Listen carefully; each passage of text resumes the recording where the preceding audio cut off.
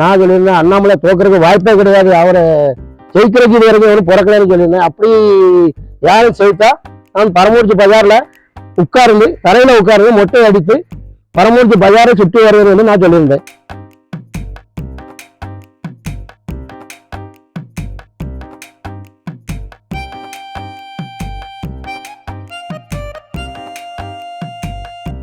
சரி, இப்போ முடி வெட்டியிருக்கீங்க, முடி வளர்ந்துரும்னு சொல்லிட்டு முடி வெட்டியிருக்கீங்க. இது வேற ஏதாவது சவால் எடுத்திருந்தீங்கன்னா அதை நிறைவேற்றிருக்கீங்க? அது நாங்க நிறைவேற்றிருப்போம், ஏன்னா நாங்க பிஜேபி காரங்க.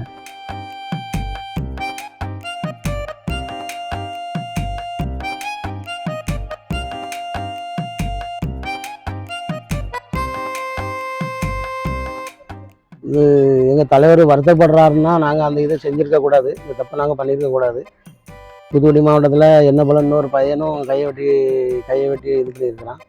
ஆனால் எங்கள் தலைவர் இதை பற்றி ரொம்ப வருத்தப்படுறாங்க. நாங்கள் எதுவும் இதை செஞ்சுருக்கக்கூடாது. ஆனால் நாங்கள் எங்கள் தலைவர் மேலே அதிக பாசம் வச்சுருந்த ஒரே காரணத்துக்காக அவர் தோத்துக்கிட்டாருங்கிற ஒரு விரக்தி அடைஞ்சு மனசு ஏற்பட்டு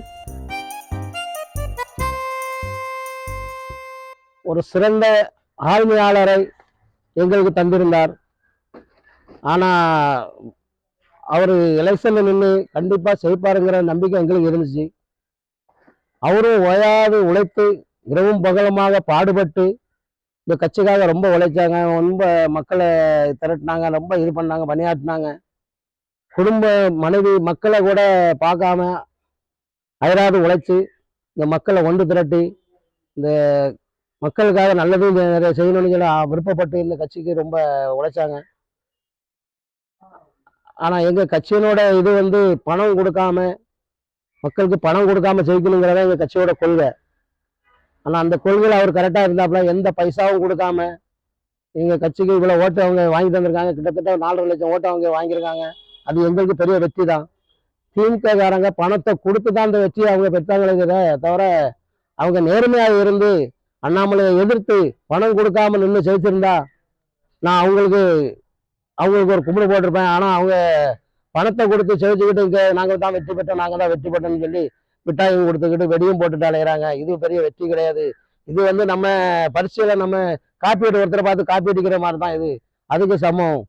அண்ணாமலையிட்ட ஜெயிக்கணும்னா நேர்மையாக இருந்து அவர் ஒரு நேர்மையான ஆஃபீஸராக இருந்தவர், நம்ம கட்சிக்காக நேர்மை உழைக்காது நேர்மையாக இருந்து ஜெயிச்சிருந்தால் அவங்களுக்கு நியாயமான வெற்றி ஆகும். இது அவங்களுக்கு வெற்றியே கிடையாது. இது எங்கள் அண்ணாமலைக்கு தான் வெற்றி. ஆனால் அவருக்கு நான் அவர் செய்ப்பாருன்னு சொல்லி நான் எங்கள் மக்கள்கிட்டலாம் சொல்லியிருந்தேன்.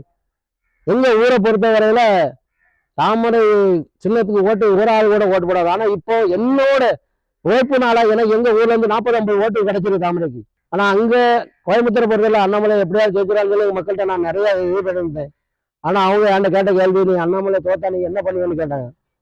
இப்போ நான் சொல்லியிருந்தேன் அண்ணாமலை தோக்குறதுக்கு வாய்ப்பே கிடையாது, அவரை ஜெயிக்கிறதுக்கு இது வரைக்கும் ஒன்றும் பிறக்கலன்னு சொல்லியிருந்தேன். அப்படி யாரும் ஜெயித்தா நான் பரமூர்த்தி பஜார்ல உட்கார்ந்து தரையில உட்கார்ந்து மொட்டை அடித்து பரமூர்த்தி பஜாரை சுற்றி வருவது நான் சொல்லியிருந்தேன். அதே மாதிரி அவர் தோட்ட இதுக்கு மன வருத்தத்துல ரொம்ப கஷ்டப்பட்டு அந்த மொட்டையை பஜார்ல இருந்து மொட்டையை போட்டு அவருக்காண்டி நான் இது காணிக்கிறேன். சரி, நான் என்ன கேட்கிறேன்னா, அண்ணாமலை அவர் தோத்ததுக்கு நீங்க ஏன் முட்டை போடணும்? அது பிஜேபி கட்சி மேல இருக்கக்கூடிய பற்றா இல்ல அண்ணாமலை மேல? நான் மோடியா மேல பெரிய பற்று வச்சிருக்கிறேன். நான் அண்ணாமலையோட தீவிர ரசிகன். அவரு அதிகாரத்துல போலீஸ் அதிகாரத்துல இருக்கும்போது அவரு ரொம்ப திறமையானவர். அவர் அப்பவுமே அவருக்கு நான் சொல்லி அடிக்கிறவர். அவர் கர்நாடக சிங்கமாக செயல்பட்டாரு. டிஎம்கேல இருக்கக்கூடிய எம்பி கனிமொழி அவர்கள் என்ன சொல்லியிருக்காங்க அப்படின்னா, அண்ணாமலை அவர்கள் பிஜேபிக்கு ஒரு நல்ல தலைவர் கிடையாது. அண்ணாமலை வந்ததுக்கு அப்புறம் இந்த கட்சி வளர்ந்துருக்குதா, எப்படி இருக்குது, மக்கள் எப்படி பாக்குறாங்க? நீங்க சொல்றது பார்த்தாங்கன்னா இப்போ தமிழ்நாட்டுல எத்தனையோ பிஜேபி கட்சி தலைவர் வந்திருந்தாங்க. ஆனா இவ்வளவு செல்வாக்கு பிஜேபிக்கு கிடைச்சிருந்தா இல்ல. அப்பவும் இந்த திமுக கட்சிக்காரங்க இருக்கத்தான் இருக்கிறாங்க. இப்ப அண்ணாமலை வந்த பிறகு எவ்வளவு ஓட்டு வங்கி சேர்த்து இருக்காருங்கிறது இப்ப உங்களுக்கும் தெரியும். இப்ப அண்ணாமலை வந்த பிறகு வளர்ச்சி தானே அடைஞ்சிருக்க வெளியே எதுவும் இல்லையே. தேர்தலுக்கு முன்னாடி அண்ணாமலை அவர்கள் டிஎம்கே ஒரு சீட்டு கூட ஜெயிக்காது அப்படின்னு சொல்லியிருந்தாரு. ஆனா இப்போ 40க்கு 40 தொகுதிகளில் வின் பண்ணியிருக்காங்க. இதை நீங்க எப்படி பாக்குறீங்க? இப்போ 40க்கு 40 அவங்க வின் பண்ணிருக்காங்க. அவங்க கூட்டணி வின் பண்ணிருக்காங்க. தனி மெஜாரிட்டியில திமுக அவ்வளவா வின் பண்ணது கிடையாது. அவங்களோட கூட்டணி வாக்குறுதிகள் நாங்க வாங்கியிருக்கோம். அவங்க சொல்றது சொல்லுவாங்க, நாங்க சொன்னோம் அது அவங்க ஒரு கோடி கூட வராதுன்னு நாங்கள் சொல்லியிருந்தோம். ஆனா அவங்க பணம் பல கோடி ரூபா செலவு பண்ணிருக்காங்க. சரி, இப்போ முடி வெட்டியிருக்கீங்க, முடி வளர்ந்துரும்னு சொல்லிட்டு முடி வெட்டியிருக்கீங்க. இது வேற ஏதாவது சவால் எடுத்திருந்தீங்கன்னா அதை நிறைவேற்றிருப்பீங்க. அது நாங்க நிறைவேற்றிருப்போம். ஏன்னா நாங்க பிஜேபி காரங்க என்னைக்கும் பொய் சொல்ல மாட்டாங்க. சொன்னதைத்தான் செய்வாங்க, செய்யறதான் சொல்லுவாங்க. இது பிஜேபியோட கொள்கை. இந்த மோடி ஐயாவோட கொள்கையா தான் அண்ணாமலையார் அந்த வழி தான் நடக்காரு. 2026ல அண்ணாமலை அவர்கள் வந்து எவ்வளவு வாக்கு வித்தியாசத்துல ஜெயிப்பார்னு நினைக்கிறீங்க? அதான் அண்ணாமலை வந்து அவர் வந்து இப்போ கட்சிக்கு வந்து இப்போ குறைஞ்ச காலம் தான் ஆகுது.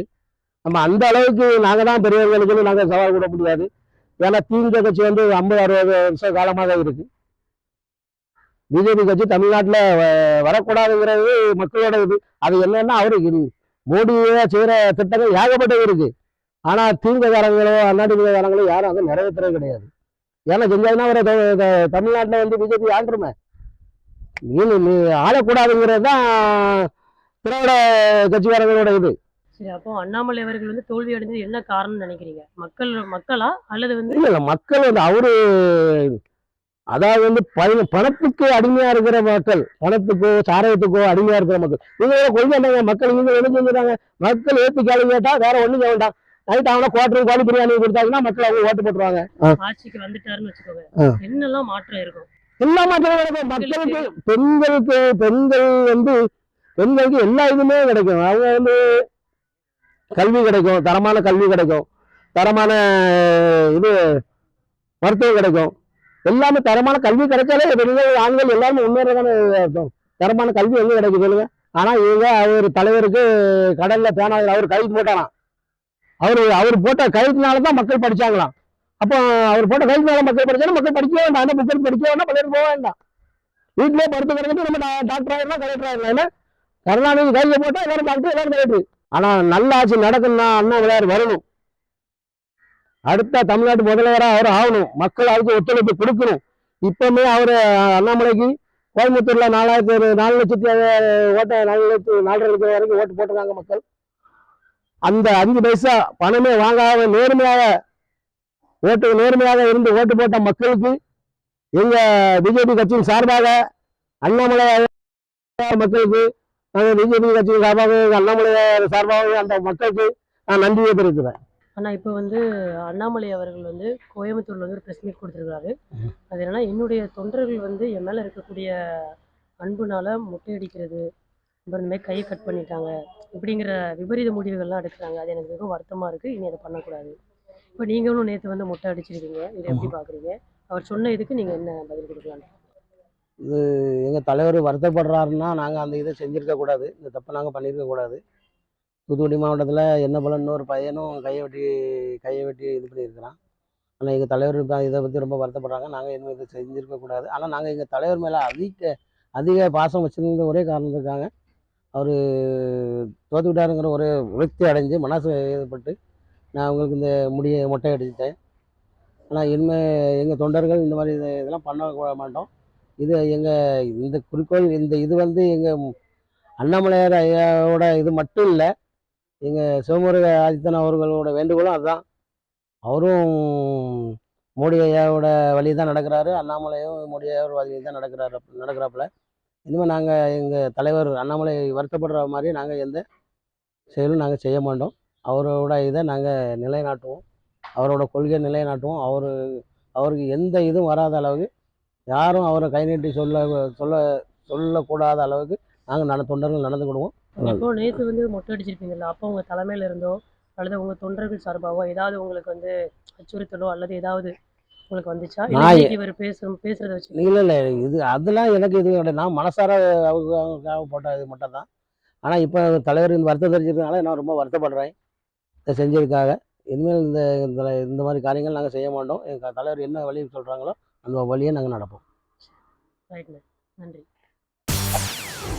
செய்திகளை உடனுக்குடன் தெரிந்து கொள்ள உடனே சப்ஸ்கிரைப் பண்ணுங்க.